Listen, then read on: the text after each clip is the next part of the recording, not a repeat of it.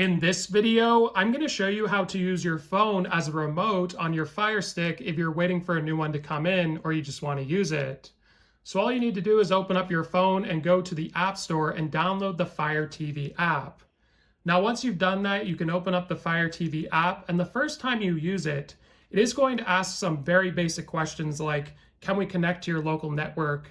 And in order for your phone to act as a remote, it needs to be on the same Wi-Fi as your Fire Stick.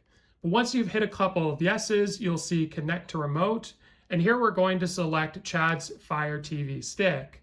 Now we're going to select it, it'll come up, and you're now using your phone as a remote on your Fire Stick. And when your new remote actually comes in, it's a pretty simple process of just going to settings, remote and Bluetooth devices, and then you'll be able to select your Amazon Fire TV remote from here and pair it to your Fire Stick. So hopefully this video was helpful. Like and subscribe, and we'll see you in the next one.